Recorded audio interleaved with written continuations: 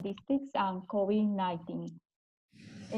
Again, thank you very much, and you can start your presentation. Okay, thank you. Can you hear me okay? Is the sound okay? Okay. Yeah, okay. So thank you for the invitation. I'm very happy that on this World Statistics Day I can contribute to the conference here. And what I will try to do is I will try to describe the role that we as statisticians have played within this COVID-19 pandemic in Belgium. And I have to say we have been collaborating with a lot of groups within Belgium as well as internationally and especially in Europe. So one of the first things we have done during this COVID crisis was started to work on specific problems or specific questions that were automatically already within our research portfolio. And I will come back to that in a few moments. And we also, at the same time as we were answering questions, not only from the scientific field, but also from our government, we were also, well, we needed to actually acquire money to do this type of research. And so we were very happy to develop a consortium with the London School of Hygiene and Tropical Medicine, with the RIVM in the Netherlands, with the ISI Foundation in Italy, and with the University of Bern in Switzerland. So, okay. Let me start with a few basic principles for people working in infectious disease epidemiology. This is well known, but I would like to raise a few points of attention. I think it's fair to say that Daniel Bernoulli is the founding father of mathematical epidemiology. He constructed a model to describe the spread of smallpox in 1760. And that model, that's something that we would write as two differential equations nowadays. And what he did with that model is very important. He actually mimicked what would happen if smallpox would be eradicated from the population. And what he found was that if smallpox indeed would be eradicated, he actually established that the life expectancy, the median life expectancy, would actually increase with about 10 years. Which is actually enormous if you think about that. So it would increase from about 16 years of age until 25, 26 years of age. His work is actually the same work that we would nowadays use to picture how certain intervention measures would actually result in a reduced spread of the COVID-19 virus, but also of many other infectious diseases. The discussion point here was really about whether it was a good idea to inoculate with cowpox to prevent smallpox from transmission or transmitting in the population. And his work was heavily criticized by Jean Leron d'Alembert. And the main reason why Jean Leron d'Alembert criticized the work of Daniel Bernoulli was actually because Jean Leron d'Alembert raised the important point that inoculation with cowpox at that time was not without danger. There was actually a substantial mortality associated to that. And so Jean Leron d'Alembert really said, well, from the population perspective, it is very important that everyone should be vaccinated or inoculated, I have to say. But from the individual perspective, this is much harder to convey because there is a risk associated to the vaccination itself. And that fight, let's say, that discussion between the individual risk and the population risk is something that we are confronted with today, not only because of vaccination, which is hopefully about to come in several weeks, months, but especially because of the intervention measures that have disrupted social life to a large extent. And actually, some people say Daniel Bernoulli is the first to address competing risks. And if we think a little bit more about statistics and competing risks within the context of survival analysis, I think we would often refer to Jean Leron d'Alembert as being of having made a larger contribution in terms of developing what we would call nowadays a semi-parametric or non-parametric method to describe competing risks. Now, since then, a lot of people have contributed to the field of mathematical epidemiology, and I'm just giving a few names here, like McKendrick in 1926. He already came up with what we nowadays would call the expectation maximization algorithm, indicating that in infectious disease epidemiology, what we often are confronted with is that we do not observe everything, and we need to rely on other data to actually infer what's going on the level of the infection status in which we are interested.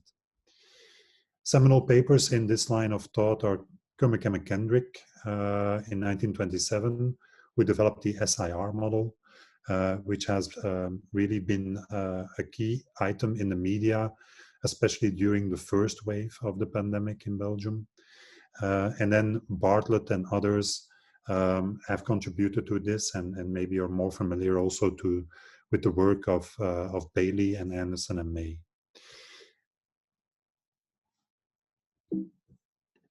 Sorry. I would always like to show this picture by the book of Matt Keeling and Pesh Rohani. It's kind of a default picture about a pathogen that invades a body, multiplies within that body, and you see that the pathogen load indeed increases over time since infection. And you see that it increases, and at a certain point, you also see that this black solid line actually moves moves up, and that's basically your immune response fighting the pathogen. It will eventually fight the pathogen and make sure that the pathogen is not multiplied any longer, and then also the immune system actually prevails and overcomes the disease as such, and it will go down again a little bit to a higher level than it was initially. And that has to do with memory, immunity, and so on. Which is very essential for the disease, of course, and for a human host to actually fight a second or a third infection with the same virus. Now, this is a default picture for a virus like measles and for instance, chickenpox, but maybe it's not the default picture that applies to SARS-CoV-2, because nowadays we are still not very sure about the role of the immune response in terms of SARS-CoV-2. And there is much more is known already today, but we know that there are differences between humoral and cellular immunity, whereas humoral immunity shows a decline very quickly after infection. Cellular immunity is left to be investigated. And there are indications that cellular immunity could play a more important role for SARS-CoV-2. I'm not going to go into detail there in the immunological ideas and in the immunological mechanisms of SARS-CoV-2, but it's important to, as a statistician as well as anyone working in the field, to understand what the status of affairs is, what the insights are at this very moment. What is very important in this picture is nevertheless the infection status. And when I refer to infection status, I talk about this susceptible, exposed, infectious, and recovered type of compartmentalization. And SARS-CoV-2 has different rules, let's say. When you would write up these compartments for SARS-CoV-2, you would love to distinguish between people that have no symptoms, mild symptoms, severe symptoms, people that are hospitalized, and people that are eventually end up in intensive care, as well as, of course, people dying from SARS-CoV-2. I will not go into detail here, but I would like to highlight the issue is that this infection status, which we can model in a mathematical way very well, has issues. And these issues are really the fact that we do not observe this in practice. We do not know when people are getting infected exactly. We do not know when people are really infectious after infection. after the time of infection, and so on.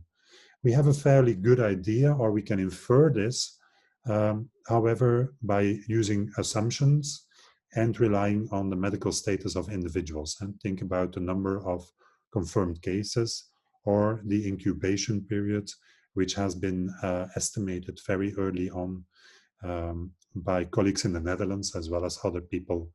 And the incubation for SARS-CoV-2 incubation period, we know has a mean of about 4 to 6 days, but cannot go up to 14 days as a 95% percentile.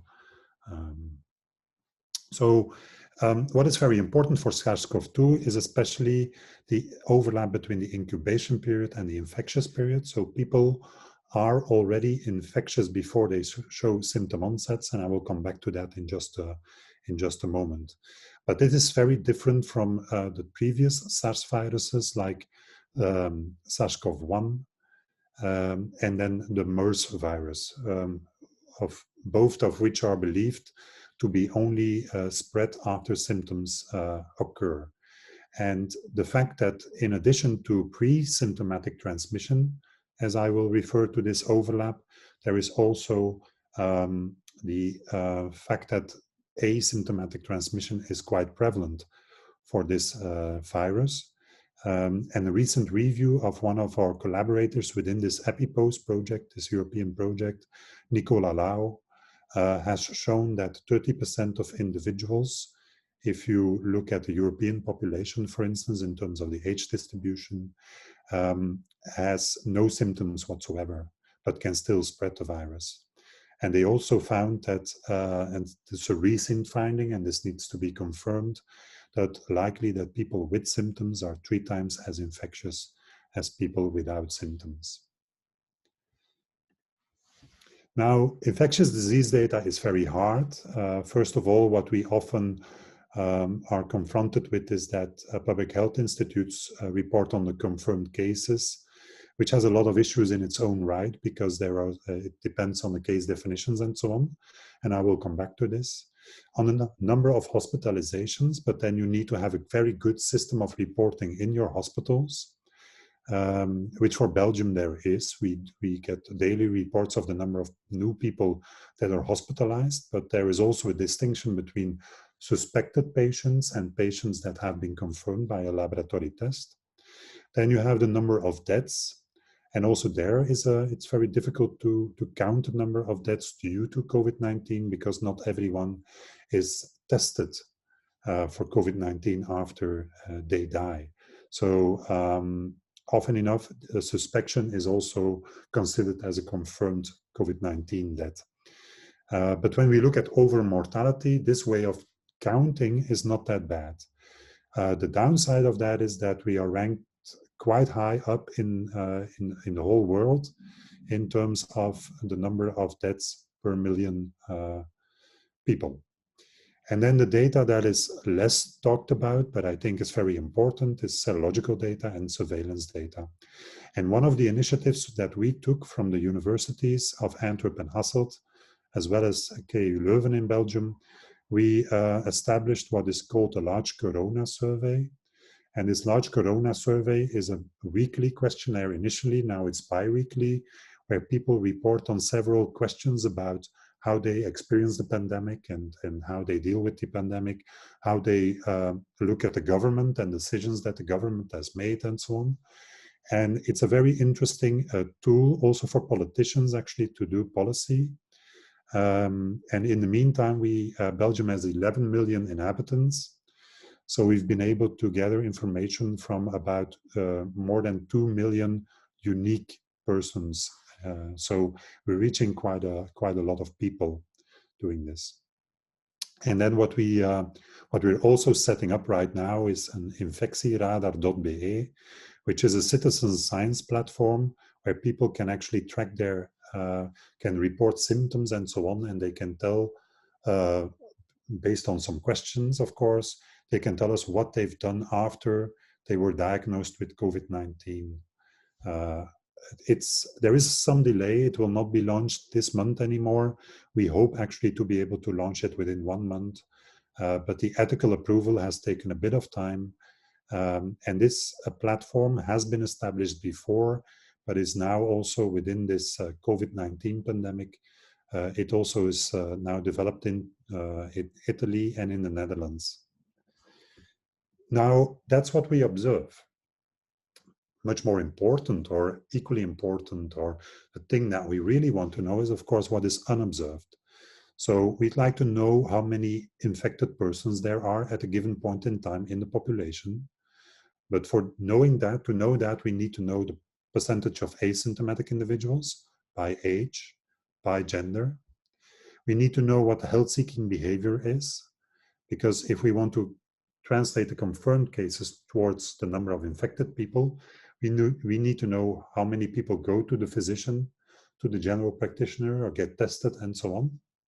And whether there are people that stay home with mild symptoms and are not being tested. And then I already mentioned the case definitions that have changed throughout the epidemic, and I will come back to that in a moment. And then another initiative is looking at transmission events. But of course, we cannot really point that this person has infected that person at that specific moment, and so on. So what we use as a proxy is social contact data and behavioral data. And social contact data really to know who contacts whom as an essential ingredient for people to know what likely transmission events. And then the behavioral data is whether people change their behavior throughout the pandemic, yes or no.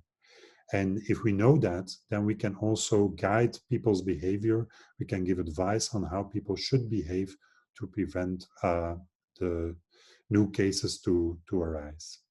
And then what is also, of course, very important is reports on clusters, which is learned from the international literature. And nowadays, we also get some information from Belgium. And maybe to give a little bit of context, Belgium is not a country that has experienced a large pandemic before. We have to go back to 1918. So of course, not within the last 100 years, we haven't experienced anything like this. And this is also the reason that a lot of these things are not in place. If you look at Southeast Asia, it's a very different situation, for instance. So this is also, this is something we're not used to, and it creates a lot of discussion and confusion as well, and also the debate between politicians, policymakers, and statisticians, epidemiologists, and so on, is a very lively debate, and sometimes it's really, it's really a very difficult debate as well, because there is a difference between doing the science, basically informing policymakers, and the decisions that policymakers take. And I'm happy to answer questions later on about that specifically. So I already mentioned that infectious disease data are very difficult to deal with, simply because they're observational studies, really. We don't have any trial settings here, except of course for the vaccine trials, but even there, it's sometimes very difficult to interpret the data. And what makes infectious disease epidemiology different from epidemiology as a whole, or non-infectious disease epidemiology, like chronic diseases and so on, is that the data are interdependent. So the cases of tomorrow are, of course, a result of the cases that we observed the days before. What we also have to deal with is much incomplete data, and incomplete data is one of the key issues, and that's why people have looked at the EM algorithm in the early on, and of course nowadays we are dealing with more sophisticated machinery within the Bayesian paradigm, or within just MCMC as a whole, or approximate Bayesian computation, and so on.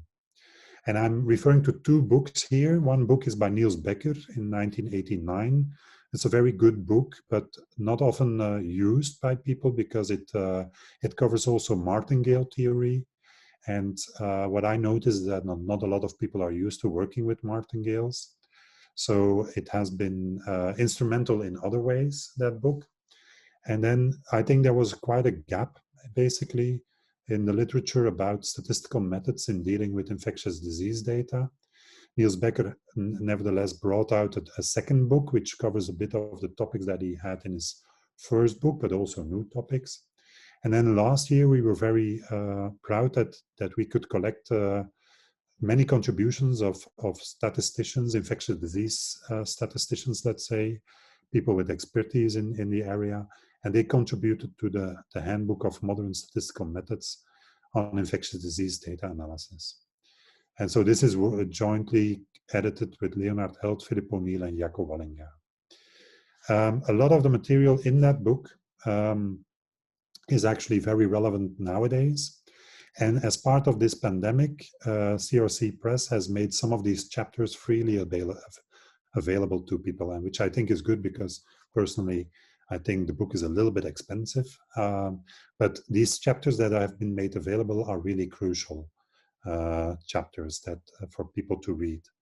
So I'm happy to guide you to the website if people are interested. Now, in terms of the observational nature of these studies, we have to deal with a lot of biases. We have to understand these biases. But at the same time, a lot of people, and especially the people that are against certain intervention measures, against certain policy decisions and so on, they confuse, or they often use the debate about association is not causation. And of course, we all agree with that, but at the same time, the best that we sometimes have is association. And then you should actually work with the principle of precaution and actually use this association to the best of your knowledge in terms of how much confidence can I actually put into this association that I've seen. And so we're actually back to very basic principles in scientific literature, and that's conjecture versus refutation. And then I love to refer to the Bradford-Hill criteria. And to be very clear, which builds on Robert Koch, of course, and his work in microbiology. But the Bradford-Hill criterion, that's often not taken very serious by some people at least, is not about proving causation. It's really about confidence in causation. So it still goes with the assumption of causation if it's not shown properly, and properly meaning that the gold standard there is a clinical trial. So I think this is a quote that I obey to very much nowadays, is the quote by Bradford Hill. All scientific work is incomplete, whether it's observational or experimental. All scientific work is liable to be upset or modified by advancing knowledge. And that does not confer upon us a freedom to ignore the knowledge we already have or to postpone the action that it appears to demand at a given time. And I think that is a very important quote, and that's something I obey to very much. Now, a few facts about SARS-CoV-2, but I think you are very much aware of that. So SARS-CoV-2 is the virus. It's a person-to-person transmission. It's a respiratory infection. There is pre-symptomatic and asymptomatic transmission. And the huge human mobility has caused this to become a pandemic, especially because of the pre-symptomatic and asymptomatic transmission. COVID-19 is the disease, and to indicate that some people do not develop symptoms at all, some have mild symptoms, some have severe symptoms, and there is substantial mortality. And if time permits, I'll come back to that, but the mortality is substantially higher as compared to seasonal influenza, for instance. Transmission occurs through droplets and aerosol route. Fomites have been reported to be the less likely source of transmission, but we have to be very honest by that. I think these studies are often biased as well, because fomite transmission is very difficult to point at. And there is also a lack of exposure, maybe because of hand hygiene, alcohol gels, and so on, and a lot of precautions that people have taken. And I think the true debate now, and a lot of people are still debating about this, but I think both are valid, is whether the majority is due to droplet or aerosol transmission. And there is something to say for both, and especially the super spreading, which is a property of SARS-CoV-2, is, I believe, an aerosol transmission issue rather than a droplet transmission issue. The R0 has been estimated at 2 to 4, and in Belgium we have estimated R0 to be 3.4 with different models, and the different models all point at this 3.4 value. So we believe it's quite robust. And then the incubation period I already mentioned. And then the issue, I think, is also the infectious period, where uncertainty remains, and people have reported 3 to 5 days before symptom onset. I think it's exceptional that it's beyond 3 days before symptom onsets, honestly, but people are definitely already quite contagious before symptom onset, and then more or less 5 days after. But again, there's a lot of uncertainty related to this, so don't take these values as being the ground truth, I would say. There is, of course, much more known already and much more done, but I will keep it at that for the fact sheets. And what I would like to do now is to give you an indication of the first contribution that we've made. So we've worked with Jaco Wallinga, and this was work that we're already doing with a PhD student working on this topic, Tapi Waganyani. And we actually used data from Singapore and from Tianjin in China to estimate not a serial interval, so the time between two consecutive cases, time of symptom onset, no, but the generation interval, the time between two consecutive times of infection from symptom onset data. And this is a novelty. This is something that hasn't been done before. And we've been able, using a latent model approach, we've been able to do this. And we actually also have been able to, using this, to show that there is pre-symptomatic transmission. And now, why was this important? Well, a lot of people have documented serial intervals, and that's really worthwhile in its own right. But for instance, colleagues in Rome and in Stockholm, Giampaolo Scagliatomba and Tom Britton have shown that if you use the serial interval to estimate the basic reproduction number using renewal equations, for instance, is that you can get biased estimates of the reproduction number. You will likely be underestimating this. And that's why, that's our reason to actually look at the generation interval. Now, Bacalado et al. Have written a commentary on the paper that we published in Eurosurveillance, and I think very rightfully so. They point at a few issues. These issues were not important for our work as such, so our results were very robust towards these issues. So, but yes, indeed, we also acknowledge that there are issues when estimating the generation interval. And we're now finishing 2 papers, one on the data analysis, but another one on the biases. That is in revision. It's quite a tough revision in the sense that there are 2 of the referees haven't completely followed the line of thought, I would say.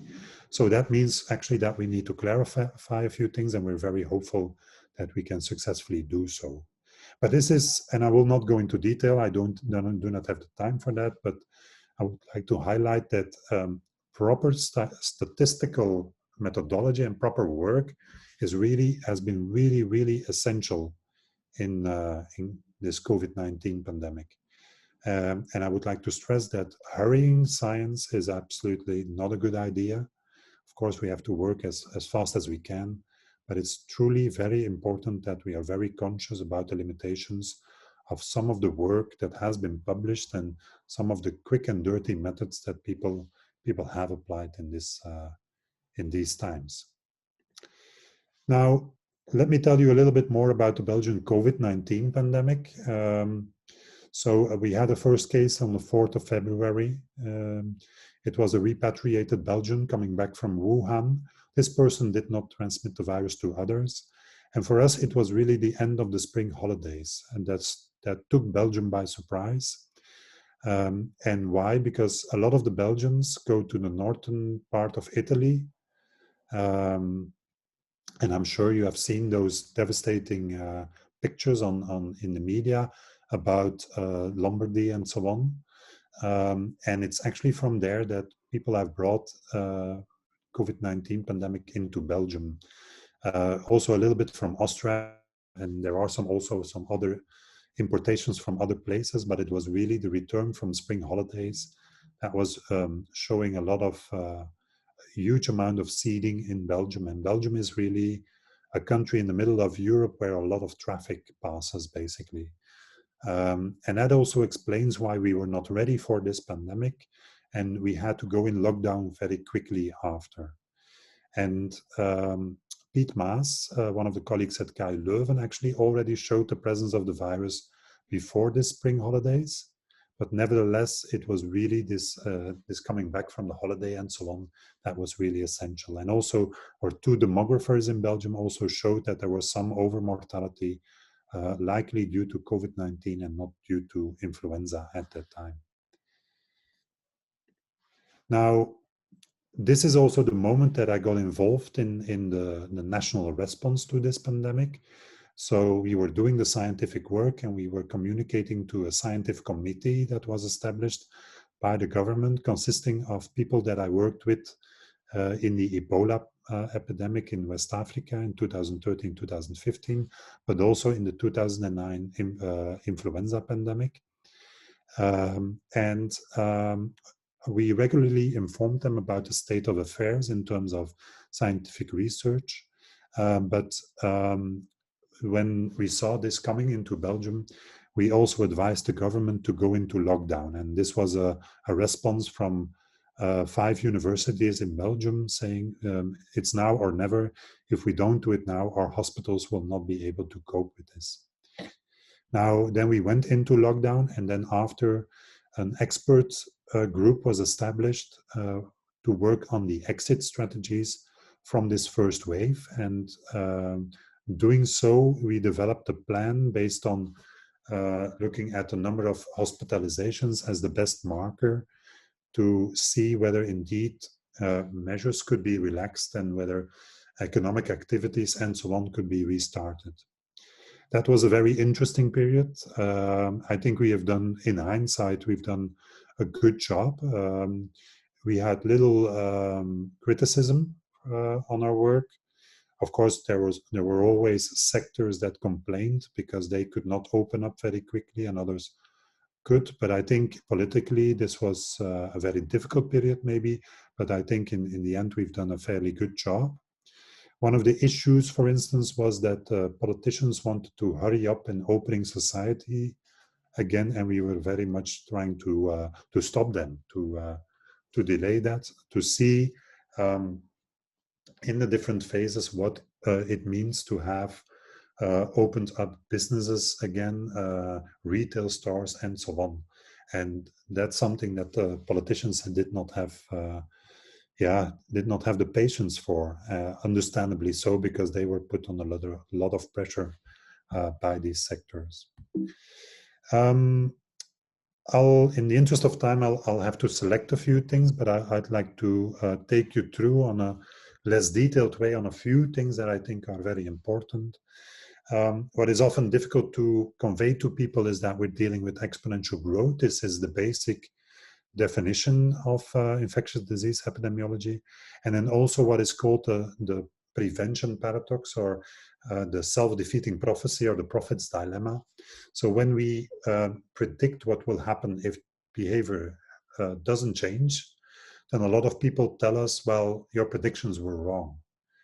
And luckily, our predictions were often wrong, because we would have predicted that an epidemic would really take off again and so on.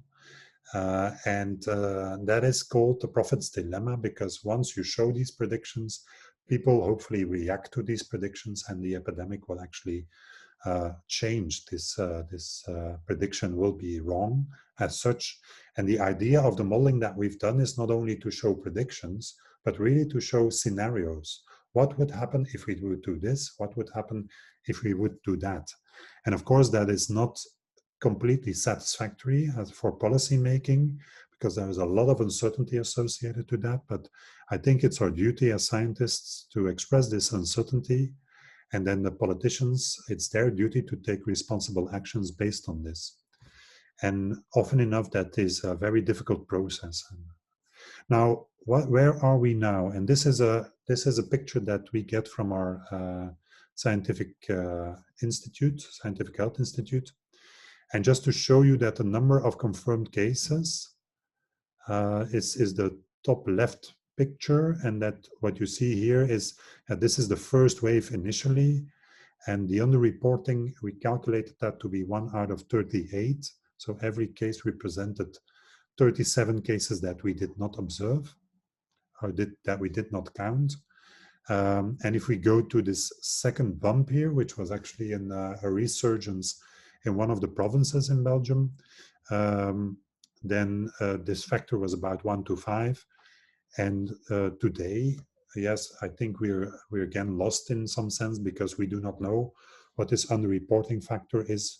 We're still waiting for some data collections that we can analyze, serological data to see whether we can actually determine that factor. But one of the issues was really that we went up in testing capacity quite considerably, and people have actually, well, they've commented upon this. Well, the rise in cases is merely due to the increase in the number of tests, and on the contrary, what we saw was actually that it was much more an issue of sorry, go back. It was much more an issue of increased spread as well, because it was not only testing, it was also increased testing. If you look at the other graphs, so on the top right panel, you see the number of new hospitalizations. At the two bottom panels, you see the number of people in intensive care, and then the number of people, the number of deaths. And actually the situation today, and we're 14 days further, we have seen 2 doublings of that. So it's really becoming much more problematic. And the bad news yesterday was really that we could not cope anymore with testing asymptomatic individuals. So instead of having the hammer, which was clearly applied in the first wave, I'm afraid we have failed to do the dance. And one of the reasons could well be that people, temperatures are dropping, and people, if they meet each other, it's more inside. And then if you have aerosol transmission, it's of course a very important topic, especially inside. So the case definition has changed over time, and I think we're back. If we talk about October now, we're going to go back to the situation of the case definition in early May. So we'll be flying blind a little bit more than we did before. Now, an important thing is the difference between confirmed cases and hospitalizations. But I will not, in the interest of time, I will not go into detail here.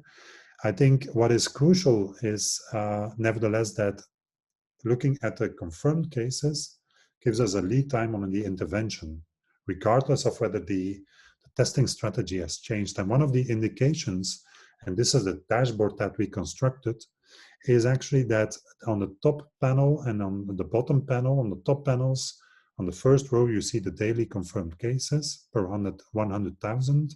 And the bottom panel, you see the daily number of hospitalizations.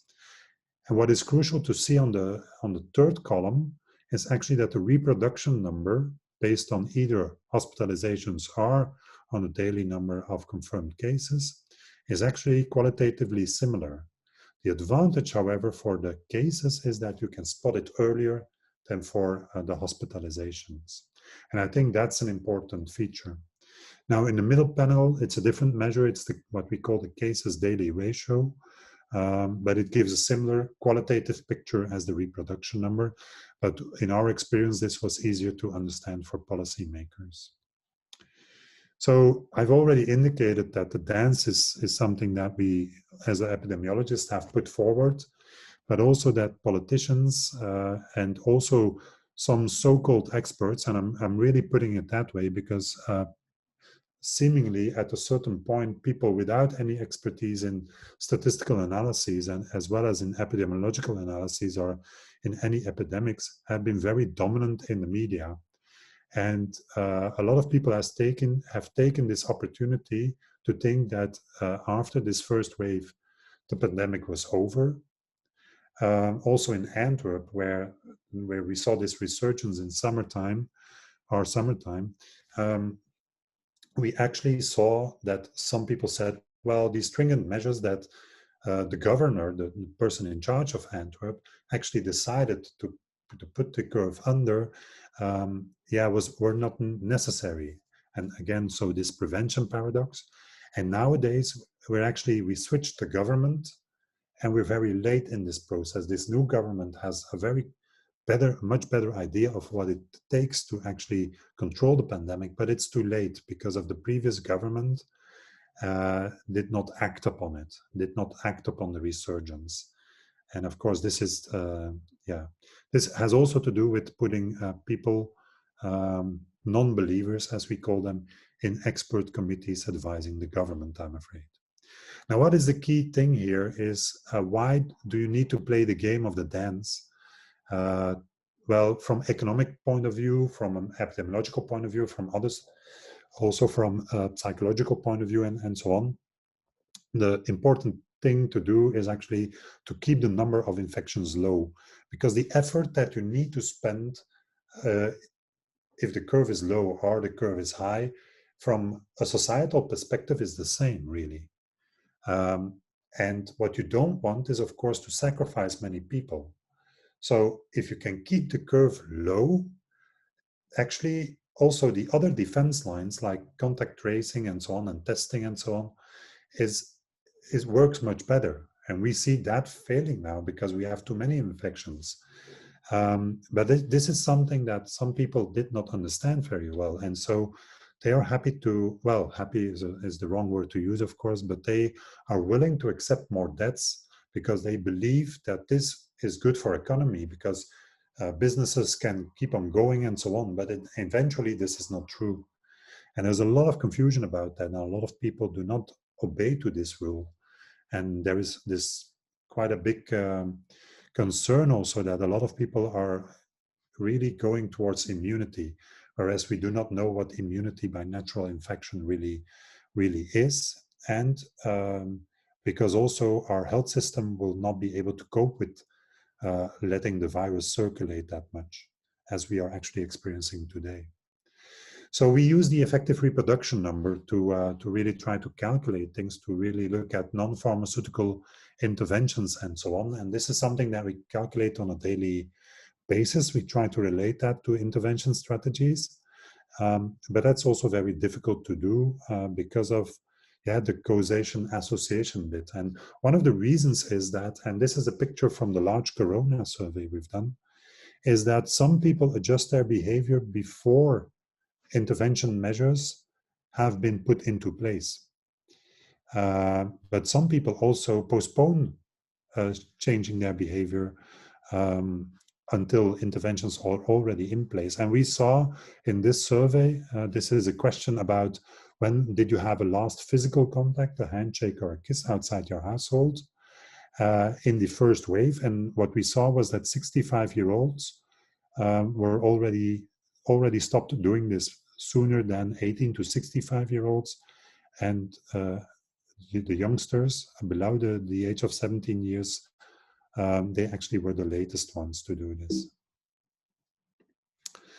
Now, so I think that's important, the behavioral component, and one of the things that we've set up is what we call a contact survey. And this contact survey is now, we've started doing this in the UK, in the Netherlands, and in Belgium. And to date, we have 8 waves of this contact survey. And I want to highlight a few things, but here you see what happened basically after the lockdown was released. We had 2 waves at the moment of the lockdown was released. So you see wave 1 and wave 2 in the legend. And then gradually schools opened up and so on. And then we were able to collect data on these parts as well. And we saw contact behavior changing throughout time. And I will show you the results in just a minute. Just to say that this COMEX contact survey is now taking place in 17 European countries. And we had many requests from people all around the world to share our knowledge basically on this. So if anyone is interested, a small advertisement, feel free to contact us. We are happy to share the dictionaries. We have them in quite a few languages already, and I'm sure we can share the English versions. And I think the Spanish version is there. There is no Portuguese version at this moment, but there are some options, of course. What I want to just remarkably show you is this thing. This gives us the number of contacts that people reported, and the green curve that you see on the left-hand side of each of these age groups is actually the number of contacts that people make on a daily basis during peacetime, so before the COVID-19 pandemic. And what you saw during lockdown, this really reduced drastically, and these are the two first points from wave 1 and wave 2 for the different groups. And then after that, when society opened up again, you saw that the contact rates increased again. And unfortunately, this was also, this coincided also with an increase in the number of infections during summertime. So this last wave, well, the one but last wave, wave 7, was really at the moment that we saw this resurgence in summer. And the blue wave after that was again when these more severe measures were instated to fight this resurgence. So actually this worked very well, and the data, this social contact data, seemed to be quite predictive. And again, I'm using predictive because it's not causation that we can claim, but it's clear an association for the change in behavior and keeping the pandemic under control. You can work with matrices, and just to comment, in these comics waves, we do not have people below the age of 18 years. Well, we're actually now setting up a new comics waves, and it should take place in 2 weeks. 9 new waves where you also question children.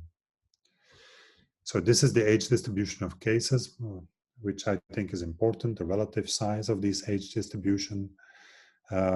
And these contact patterns actually really coincide with this as well.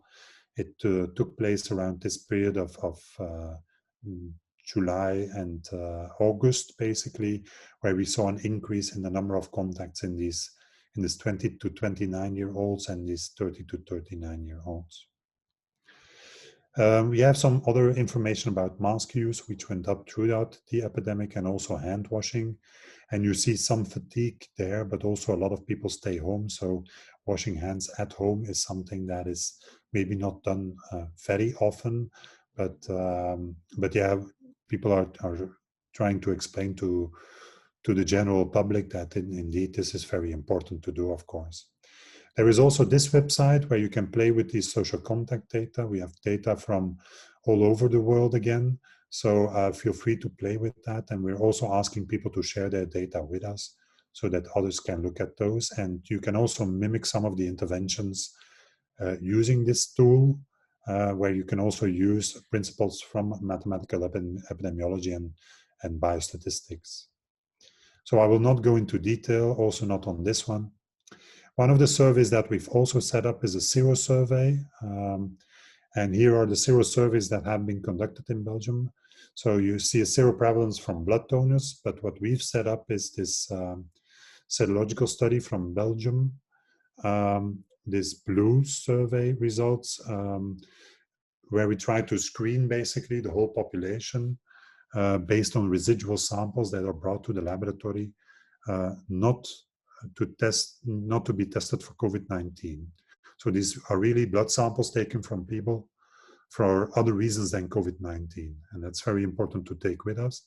And you see that the buildup of immunity is not really observed throughout this whole period, but we're now collecting more data to see whether the second wave, or the third wave, as some people call it, that we experience now, is also translated into the seroprevalence.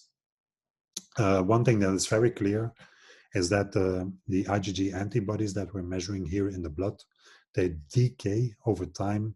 So it's very important to take that with us.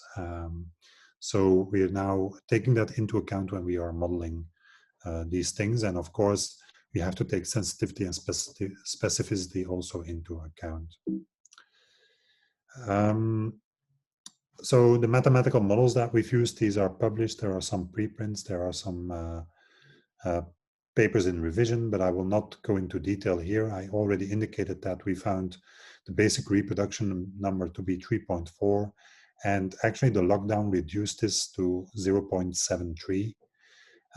We had quite a severe lockdown, but at the same time not as severe as, for instance, a neighboring country like France had, but also not more severe as, for instance, what the Netherlands had.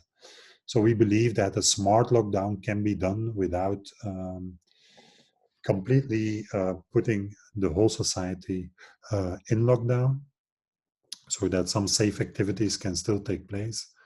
And this is actually something that we're discussing very heavily nowadays. I will not go into detail here.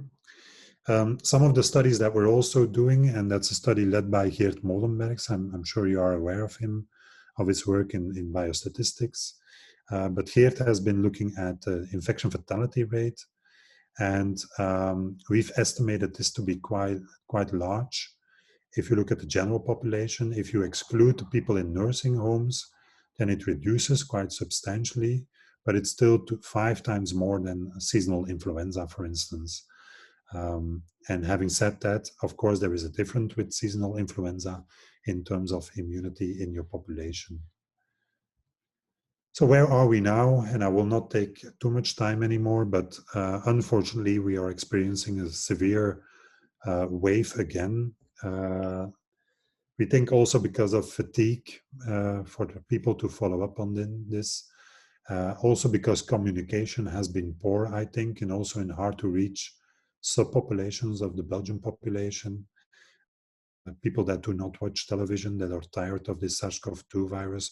Also because higher education started up again, and we have seen quite a resurgence in the population that goes to university, to what we call our technical universities and so on. So it's in all provinces. These are all the provinces of Belgium.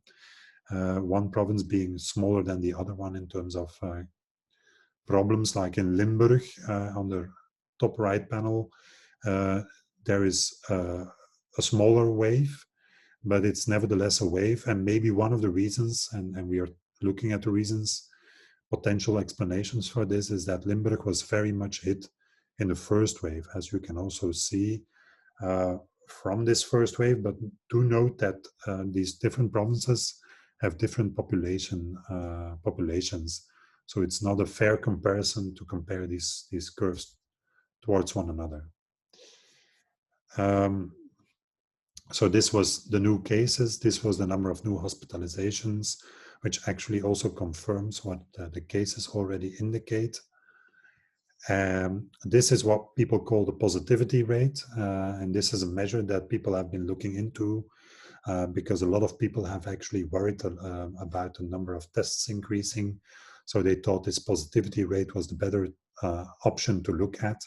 I think you should look at all these data all together.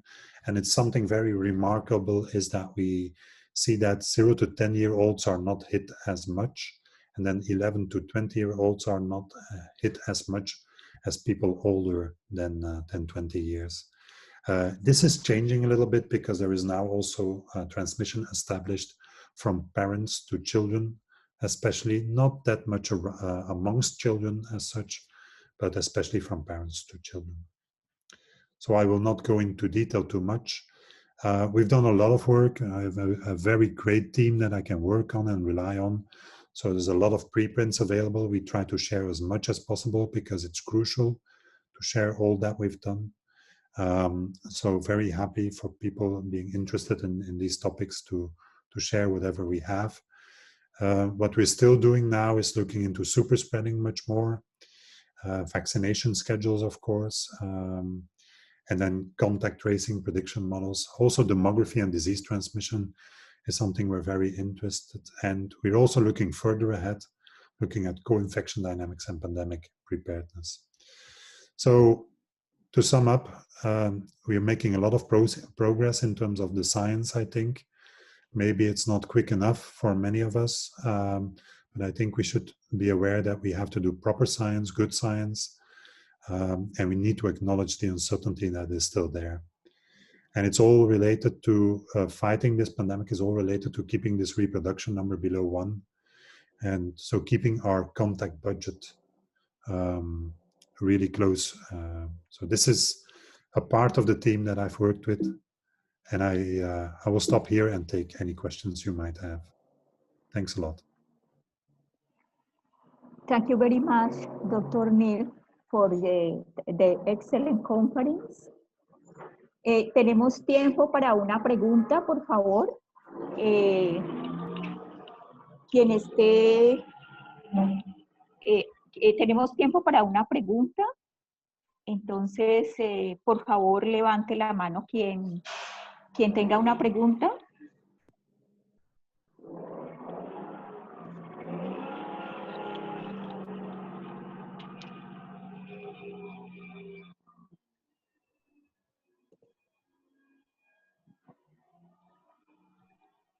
Any questions? I had a question, Dr. Niel. Now, Yes. Now Europe has the second time in the infection on the coronavirus. How do you see the future of the infection in Europe? I think this is a general question, but I would like to know what is the prediction. Yeah. Because we have now a first time in Latin America, but having into account the behavior in Europe, we can predict in Latin America will be the same. Yeah, thank you for the question. So everywhere in Europe, I think in most countries, there are a few countries where we see a decrease, but in most countries, we actually see an increase again in the number of infections. The countries that are most successful in fighting the pandemic are countries where super spreading is acknowledged. So the aerosol transmission route and ventilation and so on is a key concept, I think, in terms of fighting this pandemic. And Germany has been leading by example, I think, in number of tests that they've conducted. So they've done a huge number of tests, and they're still doing that. And at the same time, also they acknowledge the aerosol route in terms of transmission. Although in several, Germany is a large country with a lot of what we call lenders. So that are the regions basically in Germany. And in some regions, you saw flare-ups, but the government is really good there, even if it's decentralized, at responding very quickly. And I think that is crucial. The problem in Europe, I think, is especially if you compare to Southeast Asia, and I can imagine that it's also very much the case in other countries worldwide, is that the chain of command is not, it's a democracy, and the chain of command is not always very clear. And if you have scientists advising the government will always twist it with other lobbying groups and so on that actually say, yeah, you shouldn't close this or you shouldn't close that. So Horeca closed here in last weekend again. And there was a lot of fuss about that from the Horeca sector, because they claim they can work very, very well and in very hygienic conditions and so on. And I agree with them. But the problem is that people meet up in the Horeca. They do not wear face masks. They share a meal, for instance. They talk to each other, and we know that that transmits droplets. So that's a little bit the situation in a nutshell. There is one country going back in lockdown, that's Ireland. Ireland is going back into lockdown. But then for there, it's a complete lockdown except for schools. Schools remain open in Ireland. And I think that's maybe something that is very much debated also in Belgium. Should secondary schools, primary schools be closed because of the resurgence? And there's a lot of fuss, and especially also unions and so on are really reacting to it. So there's always a lot of discussion of what should be done, basically. But I think the countries that react very quickly are doing a very good job. Thank you very much, Dr. Niel, again for to accept our invitation and for the excellent conference. And again, thank you for the information. We will split the information throughout the memories of the event.